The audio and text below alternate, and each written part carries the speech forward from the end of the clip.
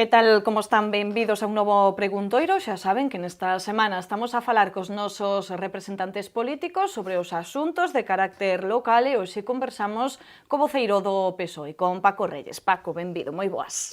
Moi boa, Silvia, moitas grazas. E Paco, que estes días estivo facendo fincapé na execución dos orzamentos, xa temos falado moito desa análise que se está a facer de como se están a executar os orzamentos deste 2017, neste caso analizouse o terceiro trimestre do ano, a 30 de setembro, vostedes están bastante preocupados por esa execución, é verdade que sempre nos fixamos no capítulo de investimentos, en obras, sobre todo, pero esta vez poñen o foco de atención en programas sociais, en programas de emprego, non? Cal é a situación para vostedes? Exactamente, esta é unha das actividades de fiscalización que ten que facer a oposición, non? Cando che presentan o que son os avances da liquidación orzamentaria, neste caso para 2017, pois hai que poñer o foco neses datos, non? Efectivamente, xa levamos 9 meses, é certo que os últimos 3 meses, particularmente para o que son investimentos, pois teñen un pulo, teñen un incremento xeralmente de porcentaxe de execución. Neste momento non chega ao 10%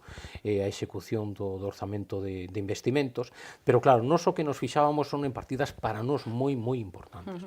Estou falando, por exemplo, de gasto social, estou falando de asistencia social e particularmente asistencia social primaria. Claro, cando ti abordas eses datos e ti ves que a 30 de setembro quedan por executar os 77,6% do orzamento, pois, claro, tendo en conta que temos nesta cidade 4.000 persoas en situación de extrema pobreza, estou falando dos datos que dá a Rede Galega de Loita contra a Pobreza, ou que temos 18.000 persoas en risco de exclusión social, ou que, desgraciadamente, na situación actual, cos contratos basura e ca situación dun salarios verdadeiramente baixos cos que se atopa a xente, incluso traballar non é sinónimo de sair da pobreza, pois claro, cando ti escoitas por unha banda o goberno, non, de Compostela Aberta, que están moi satisfeitos porque este ano pois abordaron a situación para subvencións de 199 persoas, iso parece que é un dato moi chamativo. Claro, cando ti pensas simplemente en 4.000 persoas en situación de extrema pobreza, pois claro, temos un problema, e cando ti ves que os recursos existen, pero que non se executan, que non se gastan, pois temos un grave problema. E o mesmo acontece co todo o tema que fai referencia a emprego. Claro, cando ti abordas a cuestión do gasto en emprego, de fomento de emprego, ti ves, por exemplo, os datos da última enquisa de poboación activa que nos di que 8.500 persoas en Santiago busquen un emprego e non atopan, cando nós temos un incremento con respecto ao ano pasado, polas mesmas datas, precisamente, no que o ratio de desemprego, o número de desempregados, pois comparativamente, ademais, cas outras cidades, somos a segunda que máis medra o desemprego na nosa cidade, outras incluso baixa, vale, como pode ser Lugo. Pois claro, ti ves que, por exemplo, o 80% do que é orzamento para gasto en fomento de emprego está sen gastar, cando somente quedan 3 meses para rematar o ano, pois estamos falando non de investimentos, falamos de gasto corrente. Pois claro, falamos de capítulo 2 e capítulo 4. Pois claro, a verdade é que sí que é moi preocupante. Ou cando ti ves, por exemplo, un elemento que está moi ben sellado, o que é a xeración de emprego, como pode ser a promoción económica da cidade, ves que máis do 86% do orzamento, cando quedan 3 meses para acabar o ano, máis do 86%, insisto, non está gastado, pois a verdade é que se pregunta que se está a facer. Que se está a facer? Ou, por exemplo, mesmo o comercio, é dicir, cando precisamente a promoción do comercio, que é outro dos elementos aquí en Santiago, unha economía moi terciarizada, pois un dos elementos precisamente de contratación de persoal, pois te atopas cun 77%, pois non está gastado e solamente quedan 3 meses para rematar o ano, pois a verdade é que para nós iso é preocupante. Xa sei que calquera me vai dicir, bueno, hai que ver finalmente como remata 31 de decembro. Sí, é certo, pero claro, as expectativas, a verdade é que non son moi boas cando somente quedan 3 meses e temos eses niveis tan elevados de inexecución. Por lo tanto, pois sí, a nos preocupanos non soamente o tema dos investimentos, que é importante. Nos sempre decimos, o diñeiro non ten que estar no banco, o diñeiro ten que estar na cidade, ten que estar nas fochancas, nas beirarrúas, nos parques e nos xardíns, na limpeza, no mantemento da cidade. pero que además é unha serie de gastos que para nós, como Partido Socialista, son moi importantes, como iso, gasto social e fomento de emprego, e asociado, insisto, promoción económica e comercio, pois a verdade é que sí, cando vemos eses datos, pois preocupámonos, porque nós non somos dos que pensamos que canto peor se o dato, mellor para nós, como grupo da oposición, non. Canto peor se o dato, peor para a cidade, polo tanto, peor tamén para nós. E iso é o que nos preocupa. Vostede facíase unha pregunta, dicía, que se está a facer? Pregúntolle, o que pensan vostedes que se está a facer entón para que esa execución non sea maior nestes ámbitos dos que estamos a falar? Estáse a facer algo mal? É unha cuestión complicada? Eu penso que hai fundamentalmente tres cuestións que o explican. Dúas delas se funden unha mesma, que é un problema de recursos, por unha banda, un recursos é certo que veñen moi delimitados pola lei Montoro, que dificulta moitísimo a reposición de persoal. É certo tamén que hai posibilidade neste momento para determinados corpos pois de acudir a interinidades e de facer unha oferta pública de emprego que non acaba nunca de chegar, non acaba nunca de sair. Eso por unha banda. Por outra banda, hai que darlle unha volta á nosa administración, no sentido de que temos que informatizala, temos que investir diñeiro en tecnoloxías de información e da comunicación para poder ser moito máis áxiles. Temos outros exemplos de outras cidades, alguna non moi lonxe de nós, como por exemplo pode ser Vigo. É dicir, Vigo ten unha capacidade para a resolución precisamente das subvencións para aquelas persoas que teñen necesidades de apoio social, pois importantísima. É dicir, mentres nós estamos agora todos satisfeitos porque podemos acadar a xestión de 199 personas, bueno, a finais de febreiro deste ano, imagínate xa como estarán agora, pois xa tiñan 3.000 persoas asignadas ás súas subvencións en Vigo. Claro, unha diferencia abismal. Entón, hai que facer un investimento importante. É certo que un diñeiro que tes que detraer de outros investimentos, pero iso é precisamente o que lle pides a un goberno, que sexa quen de priorizar. E das veces hai que investir en isto para, en un corto medio prazo, pois poder precisamente dar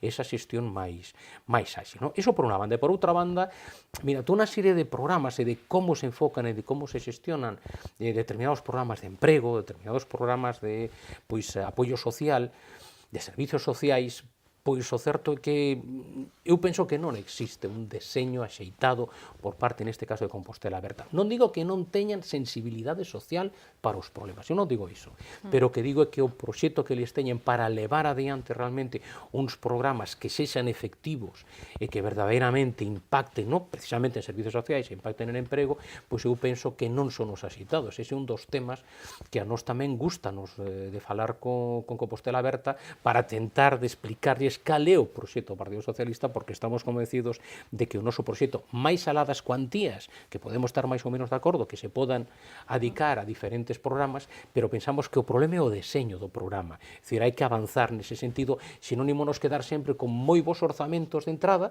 pero que non se executen precisamente por ese problema de deseño dos programas.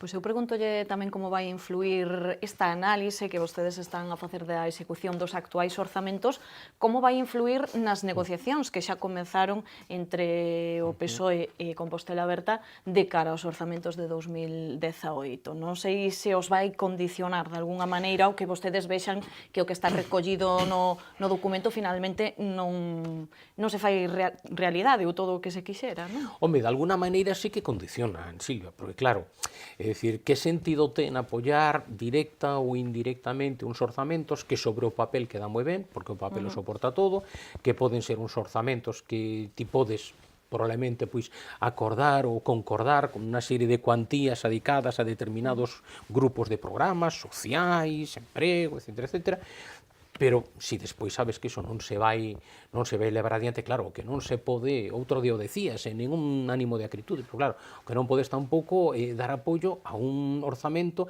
que sexe un orzamento, eu decía, de fantasía, é dicir, un orzamento que queda moi ben, que un pode dicir, home, mira, sí, pois podo concordar en moitas cuestións ou en moitas partidas, pero que finalmente eso non se vai ver reflexado na realidade social, na realidade laboral, na realidade da cidade, do desenvolvemento económico desta cidade, porque non se van a aplicar. Por lo tanto, claro que é un tema que tamén inflúe. Bueno, pois iremos vendo que pasa con esas negociacións. Imos cambiar de asunto, Paco. Hai uns días producíase unha nova reunión entre os distintos axentes que están convocados nunha mesa para ver como evoluciona ou cales son as liñas que se deben de seguir no polígono da Sionlla. Unha mesa na que están o Concello, está tamén a oposición, está a Xunta, está, por exemplo, a Cámara de Comercio, a Universidade e os empresarios do Tambre. Sen embargo, neste último encontro, a oposición non estivo. Foi un encontro solicitado por parte do Concello. Máis alado que se tratou, non sei se vostedes se sentiron molestos por este xesto neste caso, porque si estiveron noutras reunións, non? Claro, Silvia, quen ten que explicar por que lle estorba, por que lle sobra a oposición nun tema tan importante como é un tema de promoción económica ou como é un tema de ver que desenvolvemento se lle vai dar aos polígonos empresariais que temos en Santiago, entre eles o polígono da Sionlla, pois é o Concello, é dicir, se o Concello lle sobra a oposición, pois terá que explicar por qué lle sobra a oposición. Si o Concello entende que non temos nada que aportar, mira, nos con respecto a cuestións de chan empresarial, con respecto a cuestións de saídas que se lle pode dar, como aproveitar, por exemplo, pois o que pode ser aquela idea da cidade de imaxe do son, como aproveitar verdadeiramente o que ten que ser o clúster biosanitario, onde temos pois moi ben situada a nosa universidade, onde podemos facer atracción de empresas para desenvolver investigación e desenvolvemento, onde temos plantexado solucións para como poder aproveitar que grazas aos gobernos socialistas, presididos por alcaldes socialistas, Santiago se convertiu no centro de comunicacións de toda Galicia, tanto por ferrocarril como por carretera, como obviamente o aeroporto de referencia da nosa comunidade autónoma. Por lo tanto, como poderíamos desenvolver mesmo, nós o temos plantexado un porto seco, é dicir, non entendemos que a Xunta aposte polo porto seco de Monforte, pero non por Santiago de Compostela, que somos o centro de comunicacións de toda Galicia. Non entendemos como estamos a falar de como imos traer empresas para o noso chan empresarial, pero por outra banda resulta que as spin-off, é dicir, as empresas que xurden da universidade, dos grupos de investigación, están a marchar a outros concellos, están a marchar a Ames, están a marchar a Teo, non quedan en Santiago de Compostela. Por que? Ben, si o que entende o goberno é que non é necesario, non ten sentido todas, por exemplo, nós, pois se che digo que presentamos 6 ou 7 mocións e proposicións relativas con todos estes temas, pois non presentamos ninguna, non? Claro, se todo iso non é de interese, as aportacións que podemos facer, bueno, pois o goberno o que vai ter que asumir vai ser unha cousa, que o que saia, obviamente, a responsabilidade única e exclusiva vai ser deles, non? Falaba eu ante con Rubén Cela, por certo, ao respecto do polígono da Sionlla, e vostede tamén o mencionaba, de que importantes son as comunicacións, finalmente, non? E facilitar un pouco que as empresas queiran estar nestes polígonos de Santiago. Mira, a clave ten que ver, primeiro, por unha banda, co que pode ser a oferta de chan empresarial. Neste momento temos reserva tamén para poder desenvolver outros polígonos, polo tanto, iso está ben enfocado, gracias ao plan xeral urbanístico pois que aprobou o anterior goberno socialista, ademais en coalición co Bloque Nacionalista Galego. O que hai que facer é poñer uns prezos que sexan, pois neste momento, atractivos para o mercado.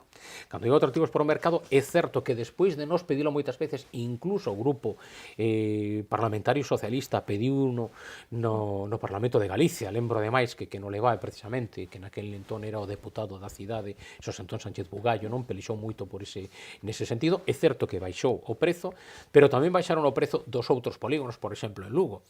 Polo tanto, incluso se incrementou o diferencial. Baixou o precio, pero se incrementou o diferencial, sendo aínda máis atractivo agora, por exemplo, Lugo. Non falemos, por exemplo, de Portugal, que ten un prezo, pois, en algunhas ocasións casi simbólico, e, por outra banda, que ten unhas facilidades de diferir o pago varios anos, cousa que non se fai aquí, non? Esa é unha das cuestións, non?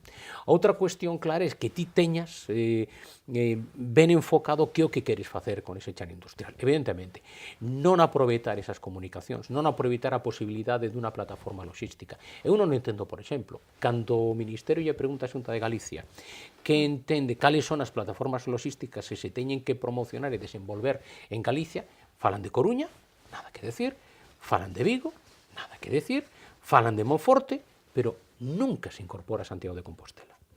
Nunca se incorpora a posibilidade de un porto seco cando se apoian o de Monforte. e incluso nos chegamos a plantexar a posibilidade de unha zona franca para Santiago de Compostela, precisamente para que se incorporen empresas de distribución que non veñan aquí a vender os produtos a Santiago e, polo tanto, facer competencia co comercio de Santiago, senón que empreguen Santiago como a gran plataforma, o gran portaaviones, precisamente para levar os seus produtos ben a América, é dicir, ser un ponte tamén con América, ser un ponte con África, que comenzan a haber tamén relacións comerciais importantes, efectivamente. Ben, pois isto foi, por exemplo, absolutamente desacreditado, por exemplo, por parte do Grupo Municipal do Partido Popular, non? Eu lembro, ademais, un pleno tremendamente bronco no que facían unha crítica cerada, non sei por qué, non se quere. En ese sentido tamén, é dicir, o Grupo de Goberno de Compostela Aberta, pois, dunha maneira, nese sentido, máis suave, pero non acaba de apostar por unha saída e por aproveitar realmente o potencial que ten Santiago de Compostela. Eses son os temas que a nós tamén queremos poñer en riba da mesa, tamén queremos tratar, e non soamente os números dun orzamento, que son importantes, pero nós entendemos que todo está ben sellado e, polo tanto, non se debe perder a oportunidade de falar dun conxunto de cuestións.